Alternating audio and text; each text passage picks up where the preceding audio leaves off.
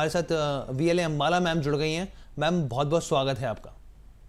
Good morning Harshi, good morning to all good viewers. Morning ma'am, and I am so sorry for the basically हम लोगों ने आपको बहुत short notice में आपको बुलाया, तो उसके लिए हम लोग माफ़ी चाहते हैं। मुझे पता है बहुत सारे एंगेजमेंट्स होते हैं मैम, तो उसके लिए बहुत बहुत धन्यवाद आपका मैम। मैम सबसे पहले मेरा सवाल आपसे यही है, मैं समझना चाहता हूँ यहाँ पर कि कल भी हमने देखा और पिछले 2 से 3 सेशन में लगातार देख रहे हैं कि बाजार जो है 26,000 को टच करता है, फिर वापस वहाँ से नीचे आ जाता है। कल हमने माना चलिए एक्सपायरी कम हो गई, लेकिन उससे पहले भी हमने ये स्थिति देखने को मिली है।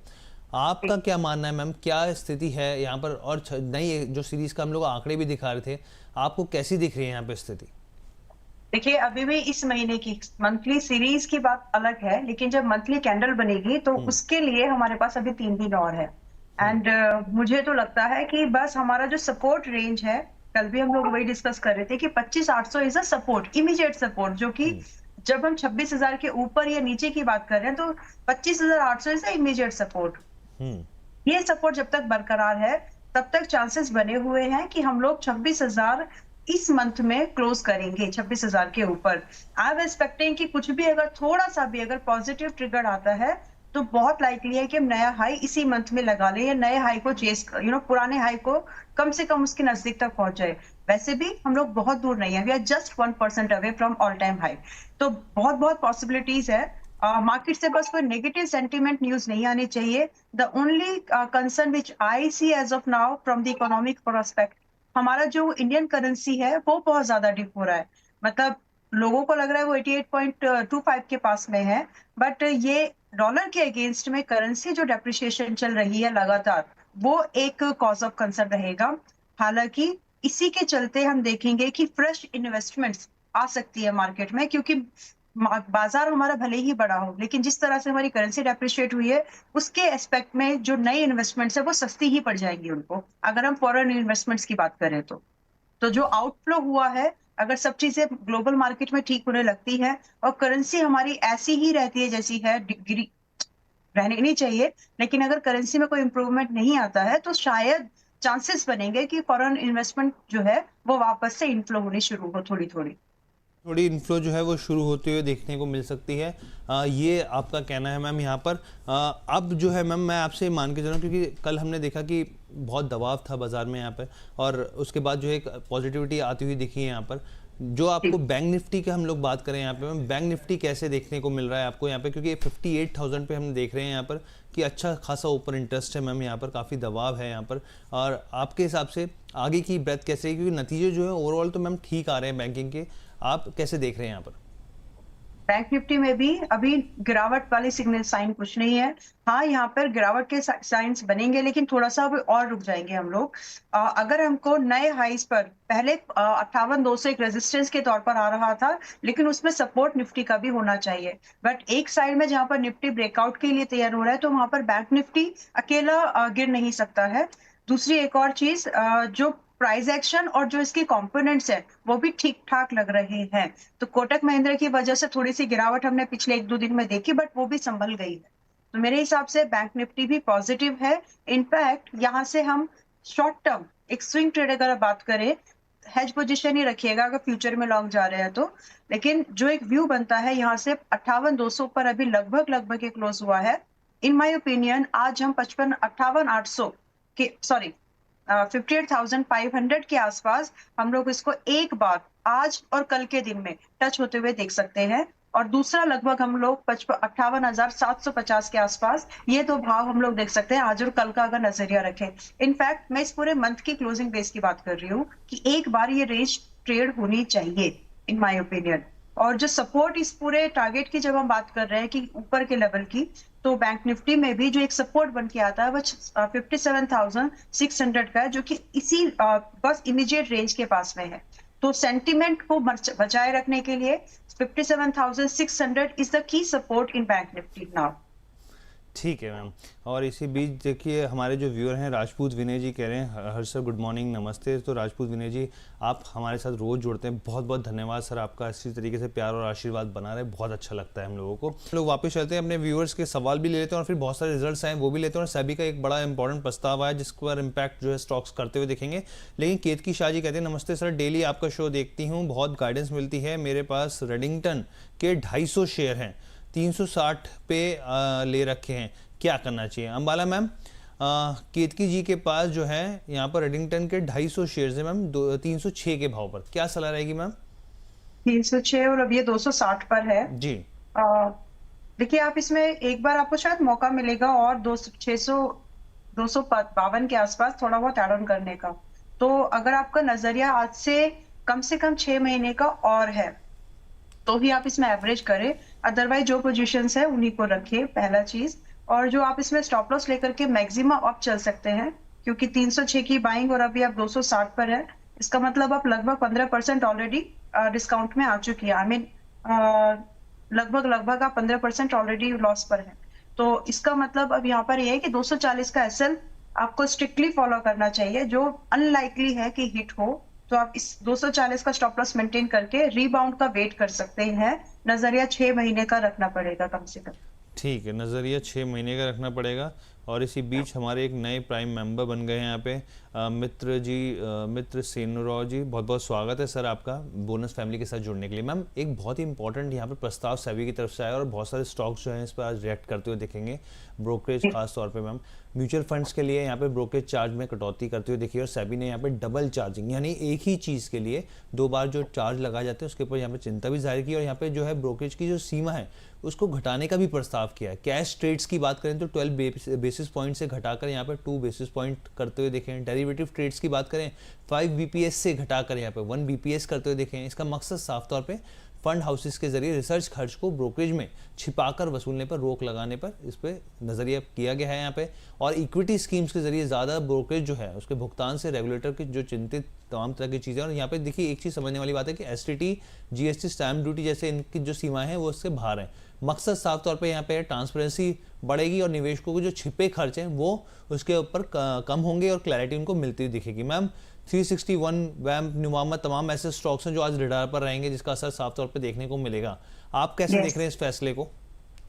देखिए ये एक फैसला डेफिनेटली आपके यूजर या फिर जो कंज्यूमर है या हमारे और आपके जो लोग इन्वेस्टमेंट करते हैं, रिटेल पार्टिसिपेशन या फिर जो भी उनके फायदे का तो है। बट और मैं इसको अप्रिशिएट करती हूँ सबसे पहले तो, इट्स अ गुड मूव। लेकिन इससे भी इम्पोर्टेंटली जो सेबी के दायरे में है नहीं, लेकिन प्रस्ताव तो रख ही सकते हैं, मैं और आप भी प्रस्ताव रख सकते हैं कि जो एसटीटी लगता है ना वो ज्यादा लगता है एज कंपेयर टू ब्रोकरेजेस। तो इन माय ओपिनियन अगर कुछ करना है तो ये चीज पर भी काम करना चाहिए, ताकि एंड जितने भी लोग हैं सबको पता है ये, अगर हम चाहते हैं कि एसटीटी वगैरह कम हो तो वो भी अपनी राय रख सकते हैं वीडियोस में, कमेंट्स में। बट दिस इज समथिंग जो कि सेबी का एक डेटा था हर्ष जी थोड़े दिन पहले ही, कि जो ये आता है ना 90% लोग लॉस में हैं, उसमें एक और उसको जब आप डीप डाइव करेंगे तो 50% लोग ही लॉस में थे, लेकिन बाकी जो थे वो सिर्फ ब्रोकरेज चार्जेस, एसटीटी, जो गवर्नमेंट सिक्योरिटी ट्रांजैक्शन चार्जेस वगैरह होते हैं, इसकी वजह से उनका जो नेट लॉस था वो बढ़ गया।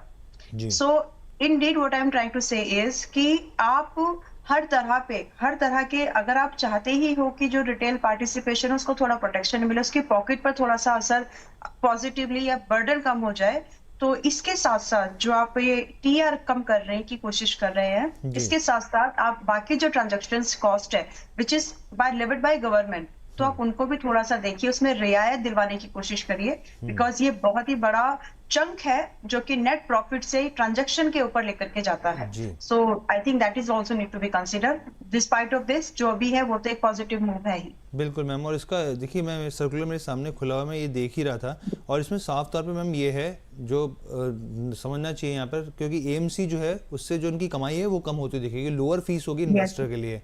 यहाँ पर क्लियर कॉस्ट ब्रेकडाउन होगा जो कि एग्जैक्टली बताएगा कि आप कितना पे कर रहे हैं। यहाँ पे जो ब्रोकरेज चार्जेस है वो 12 पैसे से 2 पैसे के आसपास, 100 रुपये के आसपास होती हुई दिखेगी यहाँ पर। तो एएमसी जो है वो अब ये ज़रूर है कि तमाम तरह की चीज़ें उनके लिए कंसर्न है। यहाँ पर आप देखेंगे किस तरीके से स्टॉक इम्पैक्ट करते हुए देखते हैं। मैम टाटा कैपिटल की बात करते हैं, इसके लिस्टिंग के बाद पहली बार रिजल्ट्स आते हुए देखे हैं यहाँ पे, और जो नेट प्रॉफिट है वो 11% बढ़ता हुआ दिखा है। अगर हम लोग क्वार्टर ऑन क्वार्टर बेसिस पे देखें, अगर आप देखिए यहाँ पर इनकम जो है वो 4% सिक्वेंशली बढ़ती हुई दिखी है। यहाँ पे एएम में भी करीब करीब यहाँ पे 3% का जंप देखने को मिला है। मैम रिटेल ये देखिए स्क्रीन पर आ गया, यहाँ पे प्रॉफिट 11% जंप, रेवेन्यू 4% और एएम जो है 3% बढ़ता दिखा है। लेकिन रिटेल और एसएमई सेगमेंट की हम लोग बात करें तो इन दोनों को अगर कॉन्स्टिट्यूएंट को मिला दें तो मैम लोन बुक का 88% बनता है, जबकि रिटेल का जो है अनसिक्योर्ड का वो 11.6% बनता है। मैम यहाँ पे जो एक कंसर्न है, यहाँ पे कंपनी की तरफ से जो कहा गया है, मोटर फाइनेंस बिजनेस जो है उसको छोड़कर जो है एयूएम जो है वो साल दर साल के हिसाब से 22% बढ़ा है। यानी कि जहाँ जो पिन पॉइंट है मैम, वो साफ तौर पे यहाँ पर जो इधर देखने को मिल रहा है, और ये टर्न अराउंड की कंपनी जो मान के चल रही है, वो मान के चल रही है कि चौथी तिमाही से शुरू होगा। यहाँ पे आप कैसे देख रहे हैं नतीजे, क्या सलाह रहेगी यहाँ पर?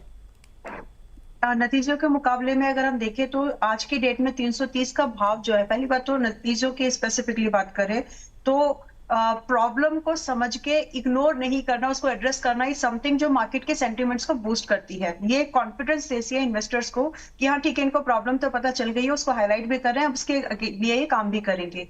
तो जो पैसेंजर जो व्हीकल्स को लेकर के जो इनका एक थोड़ा सा डिप है, उसको आई होप कि इसमें काम किया जाएगा, और इसको हाईलाइट करना, उसको आइडेंटिफाई करके एडमिट करना है something that market is going to take it positively. Overall net profitability matter करती है, जो कि कंपनी में दिख रही है। सो ऑन दैट नोट, आज की डेट में अगर मैं बात करूं, well I will be more comfortable for fresh buying. अगर मुझे फ्रेश बाइंग के बारे में बात करना पड़े तो मैं 300 का वेट करना चाहती थी, 300 से 270 के भाव पर, बिकॉज वो एक ऐसा प्राइस था जहां महंगा नहीं था। बट ये जो प्रॉफिट यहाँ पर डिक्लेयर्ड हुआ है, इसकी वजह से सेंटिमेंट्स थोड़े से बूस्ट होंगे, और एडजस्टेड प्रॉफिट होने की वजह से ये जो मल्टीपल्स है ये एडजस्ट हो जाएंगे।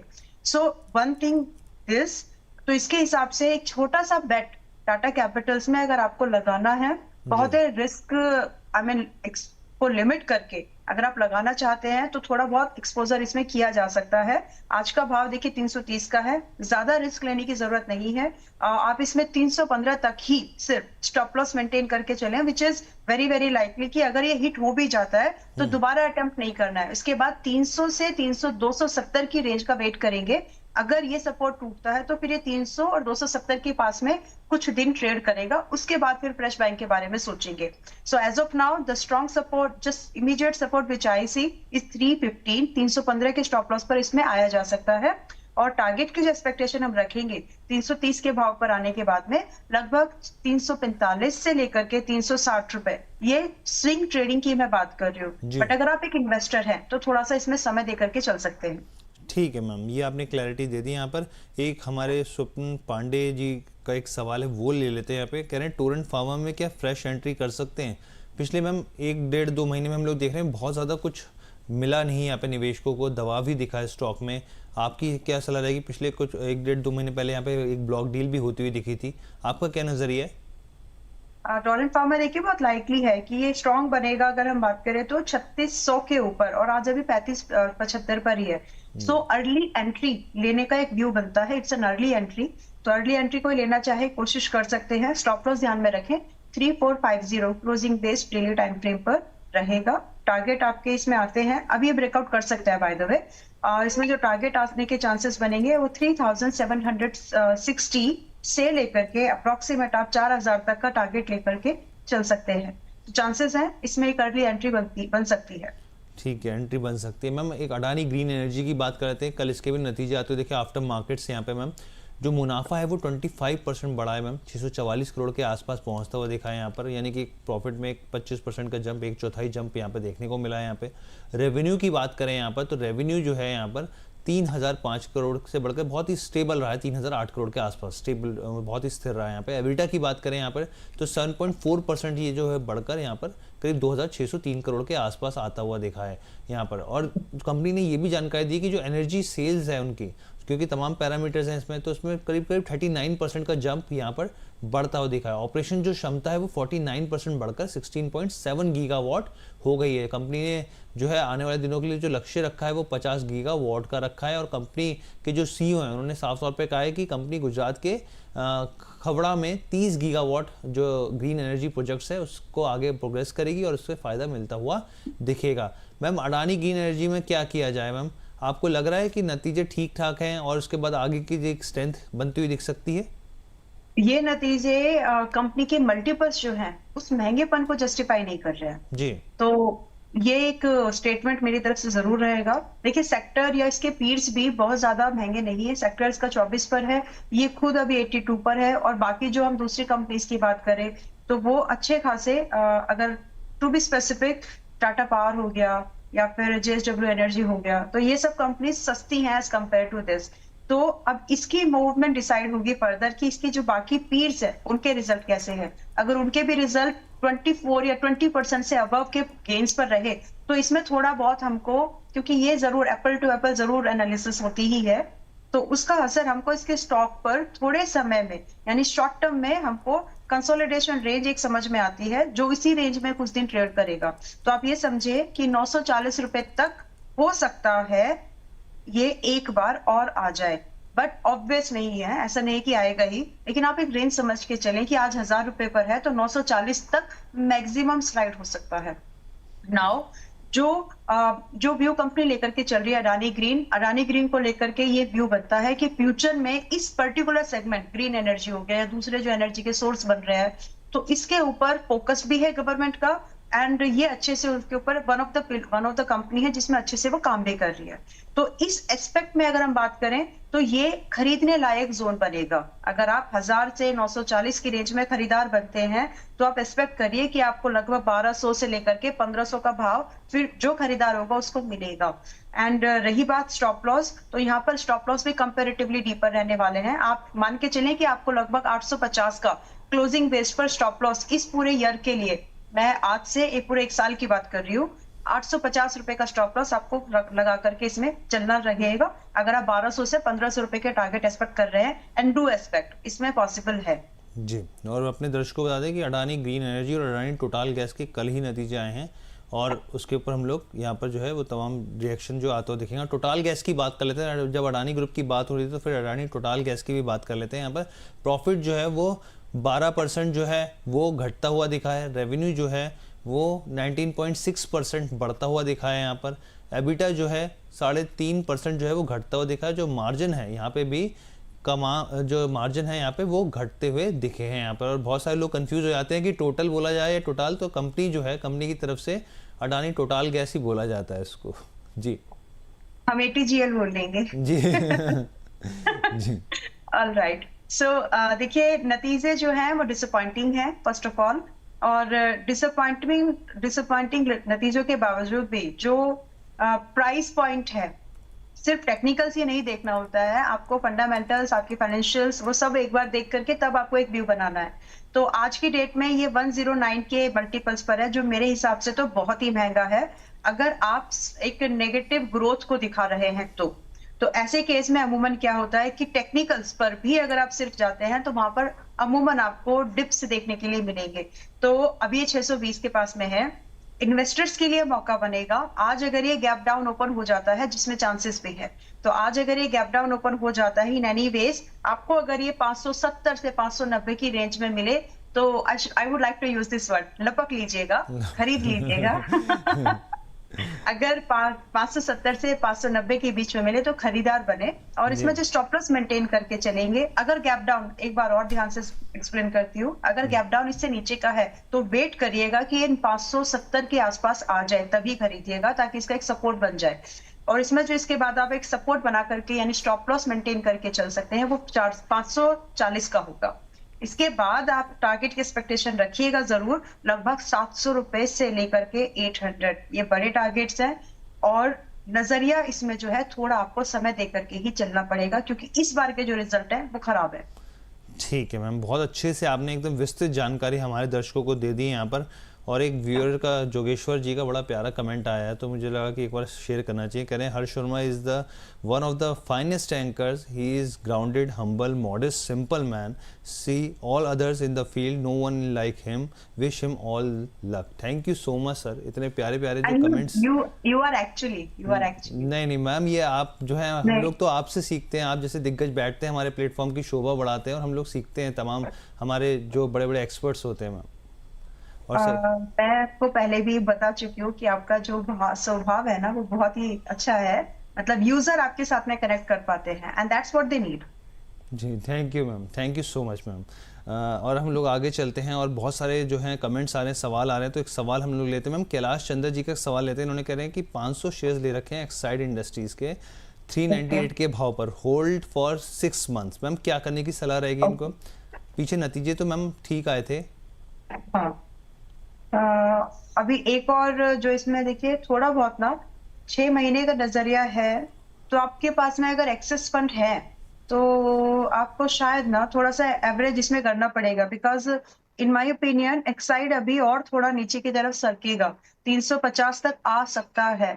तो उसकी तैयारी आप रखें कि अगर 6 महीने का नजरिया है, मैं इसलिए बोल रही हूँ ये बात क्योंकि 6 महीने में हो सकता है कि 350 के आसपास एक बार आए, तो अगर इफ यू कैन आप थोड़ा बहुत एड ऑन करो। और 6 महीने के दौरान में जो आपको टारगेट की पॉसिबिलिटीज बनती है, 445 तो बहुत आसान टारगेट लगता है, और इसके बाद आपको लगभग 500 तक भी दूसरा टारगेट बन सकता है, लेकिन आपको इसमें कंबाइंड एग्जिट ढूंढना पड़ेगा क्योंकि अभी और सरकने के चांसेस बन रहे हैं। रही बात स्टॉप लॉस मेंटेन करने की, तो वो दूर है आपके बाइंग से, लेकिन 315 रुपए is fair enough, more than enough, अगर आपका नजरिया 6 महीने का है तो। ठीक है मैम, यहाँ पर जो है, जो हमने यहाँ पे क्लैरिटी दे दी दर्शकों को, और बहुत सारे सवाल कुछ हैं, लेकिन मैं फटाफट से कुछ रिजल्ट्स भी कवर कर लेता हूँ। यहाँ पे मैम प्रीमियम एनर्जीज़ की बात कर लेते हैं, इनके भी नतीजे आते हुए दिखे यहाँ पे।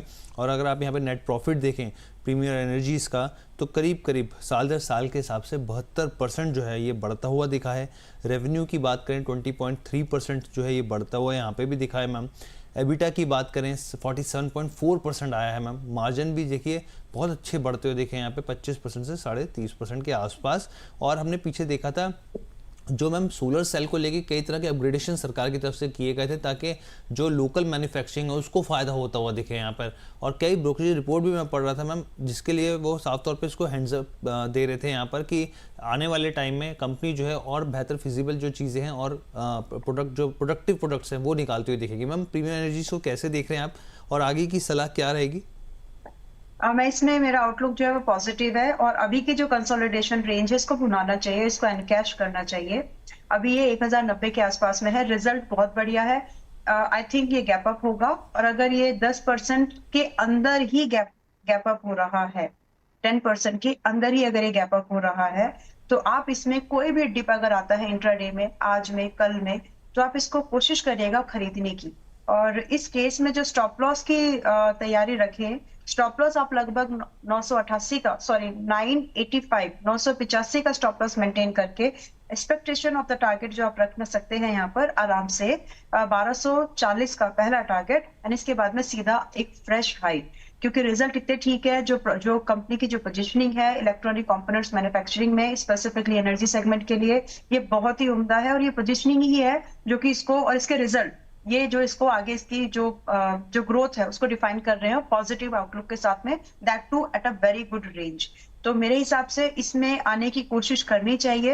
As I said, gap up के चांसेस लग रहे हैं, अगर 10% के अंदर की गैप अप होती है तो आप इसमें बाय ऑन डिप करने की कोशिश करिए। एनीवेज, कल का जो अगर सपोर्ट आपको मिल जाता है, कल का ओपनिंग प्राइस 1100 के आसपास तक भी मिले, 1140 तक भी मिले, तो भी बायबल है।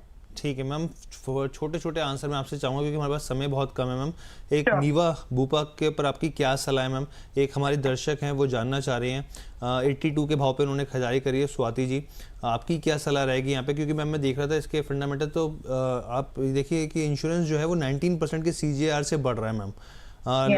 तो आपके हिसाब से क्या सलाह रहेगी, जबकि जो दूसरे जनरल इंश्योरेंस है वो 13 और 11% के हिसाब से बढ़ रहे हैं? तो ये देखिए, अभी आप इसको खरीदने के लिए आपकी बाइंग महंगी है और आपको स्टॉप लॉस पर निकले नहीं है, तो यहाँ ये सरकते सरकते ऐसी जगह पर पहुंच गई। पहले भी आया था ये सवाल, आई थिंक स्वाति जी की तरफ से। अच्छा। तब भी मैंने यही बोला था कि अभी इसमें थोड़ा सा और जगह बची है, तो आप ये अभी फिलहाल सपोर्ट्स की तरफ चल रहा है, और ये चल इसलिए रहा है क्योंकि महंगा है। कई बार देखिए फंडामेंटल्स अच्छे होने के बावजूद भी अगर प्रॉफिट नहीं है और महंगे मल्टीपल्स पर है, तो स्टॉक एडजस्ट होते हैं, और ये अभी अपने सेक्टर से 50 गुना 50% महंगा है। तो ये चीज एक मेजर कारण बनती है, जहां पर स्टॉक्स में इन जनरल प्रॉफिट सब जी। कुछ सेक्टर ठीक करते हैं, लेकिन स्टॉक थोड़े से नर्म लगते हैं। Well, to be more specific, यहाँ से आप एक्सपेक्टेशन रखें कि 72 के आसपास और आएगा। अगर आपकी पॉकेट अलाउ करे तो एवरेज करे, otherwise as it is hold करे विद स्टॉप लॉस एट 70, और उसके बाद आप एक रिबाउंड की एक्सपेक्टेशन रख सकती है। लेकिन नजरिया और आपका समय दोनों आपको देना पड़ेगा इसमें थोड़ा सा बड़ा, क्योंकि समय लगेगा इसको। ठीक है मैम, एक शॉर्ट में आंसर मैम, क्योंकि हम लोग आईपीओ का सेक्शन आपके साथ हमेशा कवर करते हैं, और मैम आपके जो व्यूअर्स जो हैं वो सुनते हैं, पसंद करते हैं। मैं आपसे समझना चाह रहा हूँ, क्योंकि मैम एक बड़ी भैंस छिड़ गई है लेंसकार्ट के आईपीओ को लेकर कि वैल्यूएशन जो है वो बहुत महंगे हैं मैम। तो आपके हिसाब से आपका क्या मानना है कि वैल्यूएशन महंगे हैं मैम? आपको लग रहा है कि जो प्राइस बैंड है उसके हिसाब से जिस तरह की चीज़ें अर्निंग हम लोग देख रहे हैं, और खासतौर पे पीछे के क्वार्टर्स में देखें तो कंपनी लॉस मेकिंग थी, और फिर जैसे ही यहाँ पर अब आईपीओ आया उसके बाद से यहाँ पे प्रॉफिट आ गया और अच्छा खासा जंप आया मैम? अभी फिलहाल मेरे वैल्यूएशन बहुत ज्यादा है, और पीआर बड़े जोरों पर चल रहा है, क्योंकि जितनी ज्यादा एक रिटेल कंपनी है अभी जो भी है, लेकिन फिलहाल के लिए मेरा सजेशन तो मतलब यही है कि वैल्यूएशन एस्पेक्ट्स कंपनी का फ्यूचर को देख करके अभी के लिए, अगर आप एक सेफ आपका माइंडसेट है, आपकी कैपिटल बहुत एक्सेसिव आपके पास में नहीं है, अवॉइड कर दीजिए फिलहाल के लिए। जरूरी नहीं है हर आईपीओ में पैसा लगाना है, because valuation front is something जिसमें कि आपको जरूर ध्यान देना चाहिए, क्योंकि आपके पॉकेट से उस कंपनी में से वो पैसा निकलते निकलते कितना समय लगेगा, वो हमेशा कैलकुलेशन आपके दिमाग में होनी चाहिए। तो फिलहाल लेंसकार्ट जो है काफी महंगा है मेरे ओपिनियन में, अगर अवॉइड करना चाहे तो अवॉइड बिल्कुल कर सकते हैं। ठीक है ma'am, thank you so much ma'am, बहुत बहुत धन्यवाद मैम, आप हमारे साथ जुड़े, और बहुत ही मैम, क्योंकि सडनली हम लोगों ने आपको इन्फॉर्म किया, उसके लिए माफी चाहते हैं। Thank you so much. मैं रहूंगी तो मैं डेफिनेटली आ जाऊंगी, अगर कभी लगा कि मतलब बिल्कुल ही नहीं हो पा रहा है देन आई विल से। नहीं मैम, मुझे पता है, बल्कि आप हमेशा जुड़ते हैं, और जब भी हम लोग गुजारिश करते हैं आप मैम जाते जाते एक डिस्क्लेमर भी शेयर कर दीजिए प्लीज। देखिए कोई भी ऐसा स्टॉक नहीं था हर्षी जो आज की डेट में मेरे पर्सनल पोर्टफोलियो में, but yes there were some stocks जो मेंबर्स के पास में हैं एक्टिव पोजीशंस के तौर पर। आई मीन मेरी रिकमेंडेशंस जो ऊपर है, that's the only thing. Thank you so much ma'am हमारे साथ जुड़ने के लिए। प्रतिभूति बाजार में निवेश बाजार जोखिमों के अधीन है। निवेश करने से पहले सभी संबंधित दस्तावेजों को ध्यान से